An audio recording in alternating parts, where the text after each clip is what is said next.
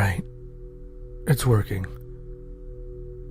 My name is Steve, and if you're reading this, then you're probably the police or some mental health professional investigating my recent actions. Let's just apologize in advance for any weird grammar errors, as I'm actually writing this on some pirated voice recognition software and I haven't really had time to calibrate it.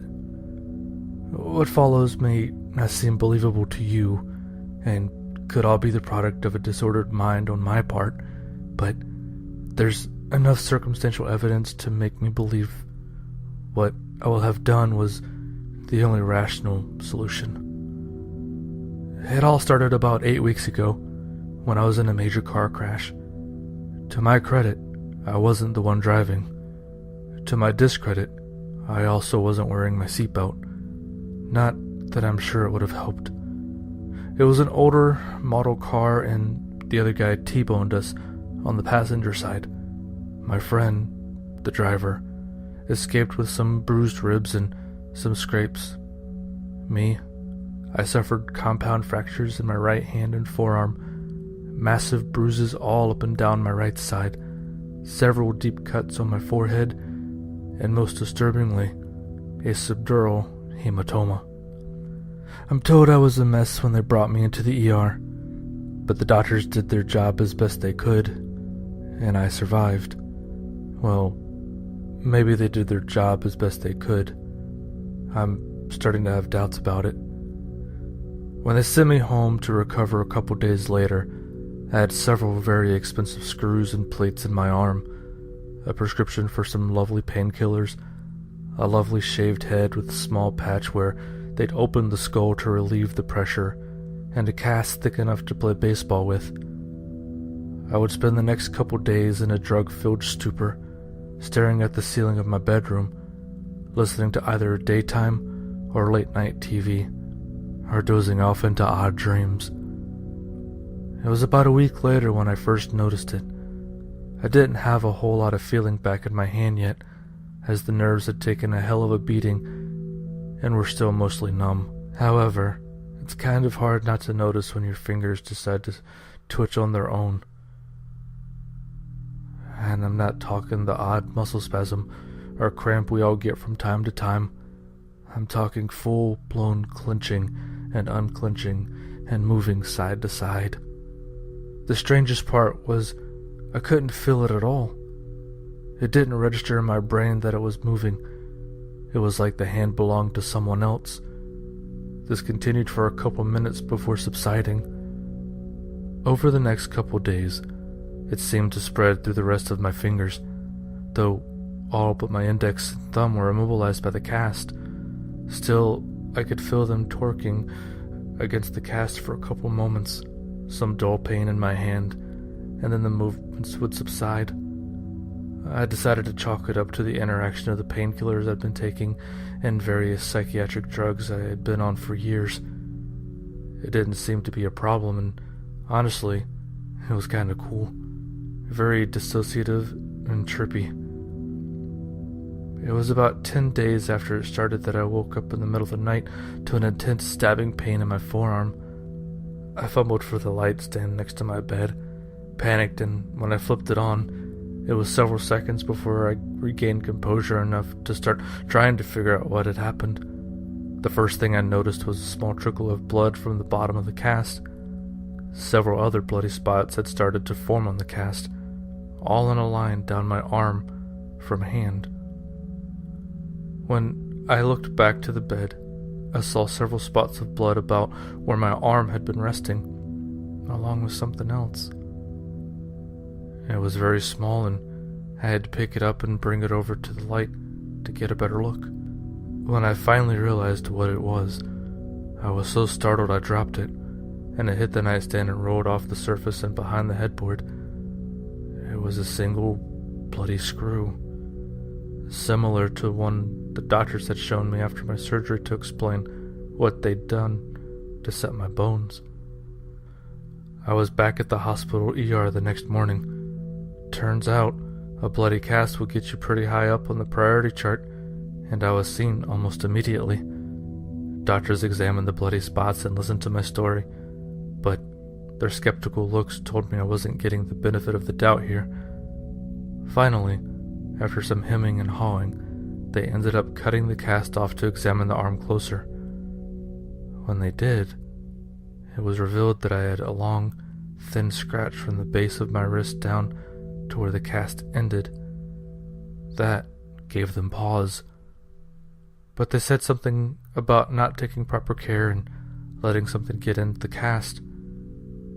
My story about the bloody bone screw was chalked up to a vivid dream brought on by the painkillers.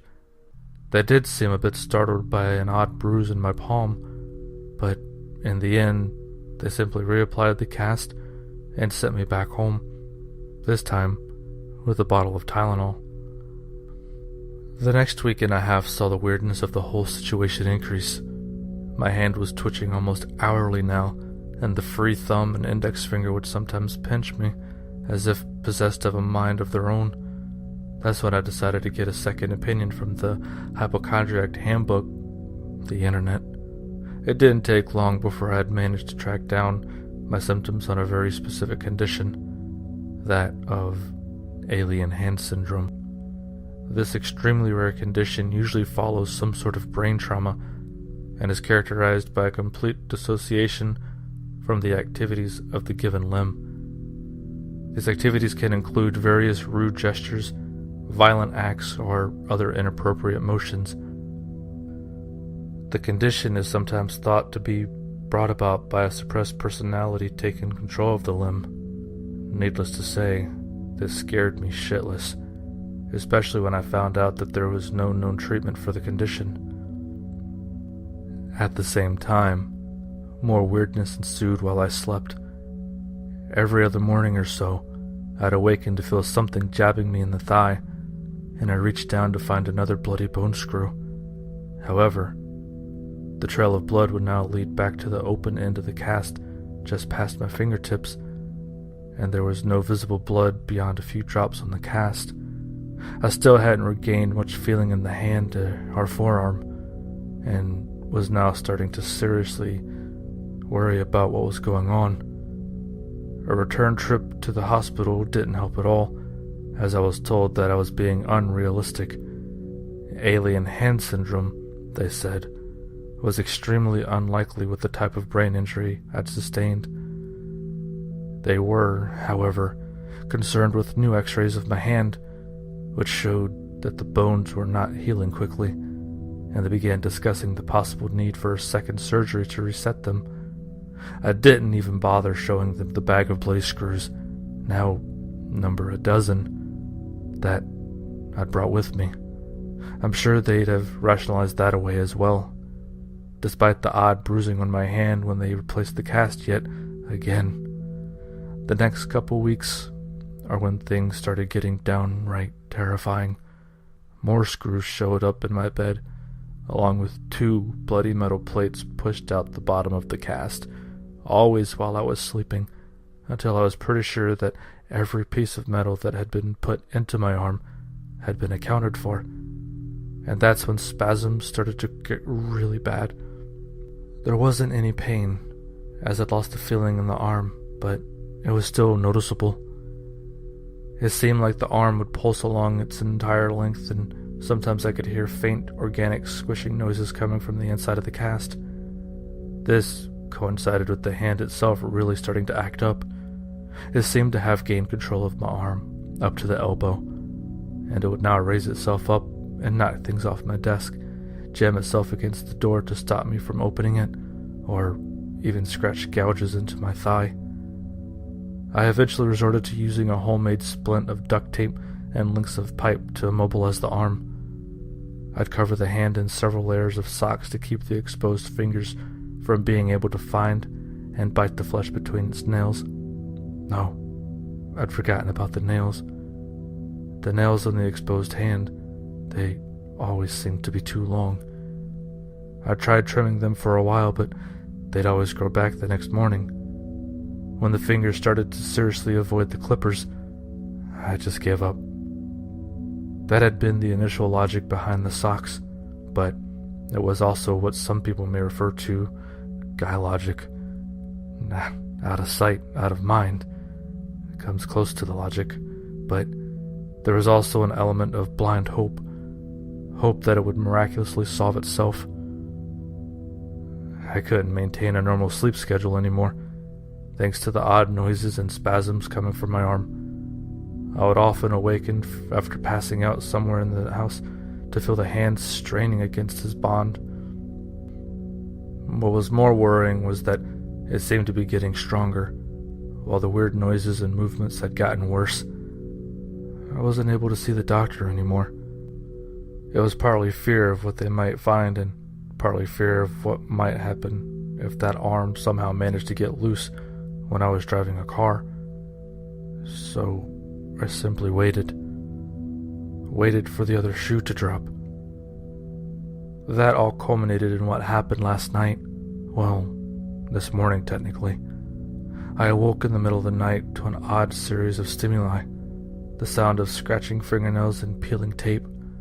The feeling of my arm being torqued by something. I didn't want to turn on the light, but I did. I'm not sure why.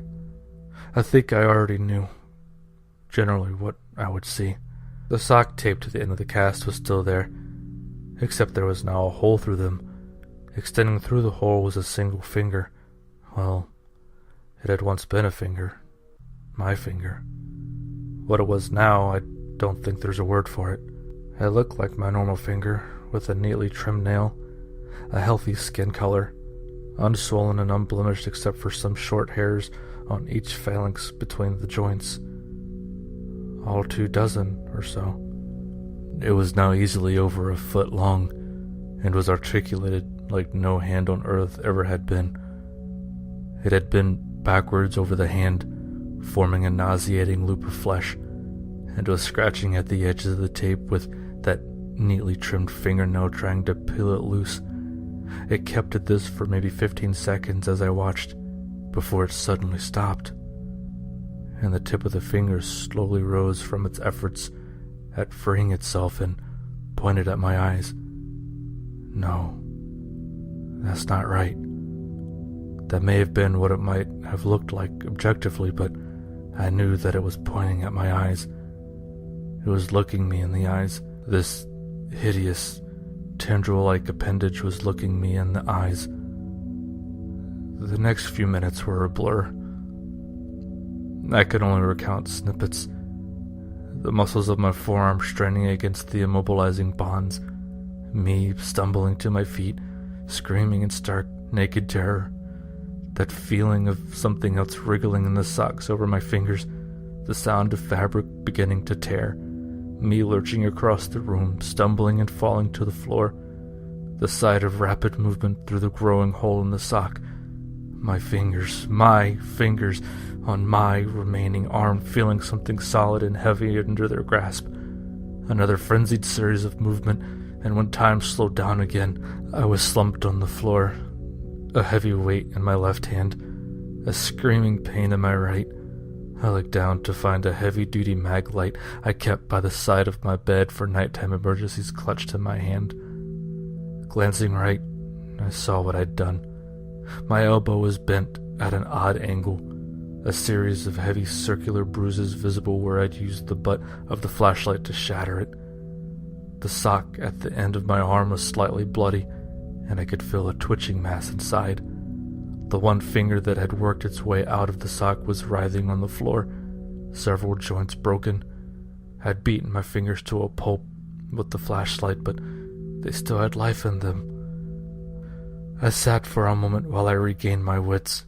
I ended up downing a couple of the remaining strong painkillers I had left, and by the time they'd kicked in, I discovered that the tentacle finger had managed to pull itself back into the sock. Even then, I could still hear the viscous, wet noises coming from inside the cast, and I could hear the finger popping as they set the joints I'd dislodged. They're still at it. I've already had to whack them a couple of times with the hammer I grabbed from my toolbox while I've been dictating this. I also took a couple swings at the elbow, just to be on the safe side. my arm would probably hurt like hell, but I don't think I can really call it my arm anymore. See, I think I know what happened. The doctors were right and wrong when they told me my type of injury was not correlated with alien hand syndrome. What they hadn't taken into account was that it might not have been the injury that caused the problem, but the treatment.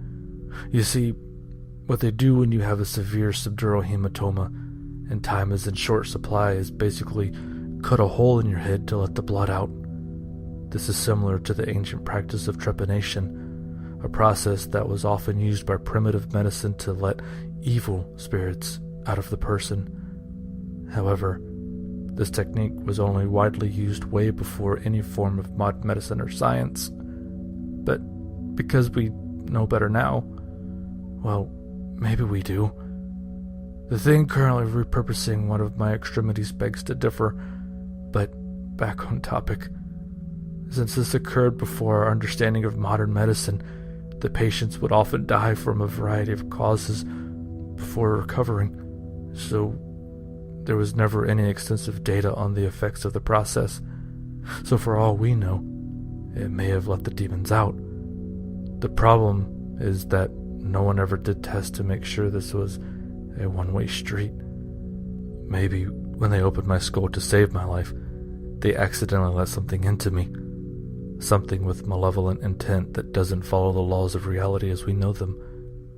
And when they operated on my arm afterwards, the metal screws and plates, combined with the loose blood, served as an impromptu ritual to bind it to that part of my body for the time being. So it had to work its way loose from there. It tore its way free and started repurposing what flesh it could get at to serve its new purpose. I'm not sure. These are only guesses, but I don't think it matters anymore. It doesn't really matter if it's demons, aliens, or whatever. I just want this to end.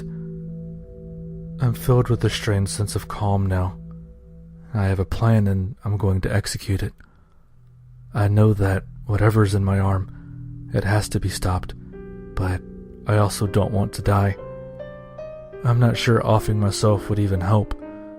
I don't think that the thing in my arm really needs me, judging by its behavior towards the rest of my body, so suicide or amputation are out. But I've hatched a plan. When I started telling this story, it was really just to kill time. When I do this, in order to survive, I need to make sure I'm somewhere people will see me and call for help right away. And that's what's helped me arrive at the course of action I'm about to undertake. See, the county is doing some long overdue maintenance on trees along my street. I can already hear them going at it a couple doors down with chainsaws. Those saws aren't what interests me though. What interests me though is another piece of equipment they brought with them that I can hear running. A large industrial-grade wood chipper. If I'm lucky, I'll be able to tear myself free after it gets to my elbow. And if not, well, I won't ever have to remember what I've been through.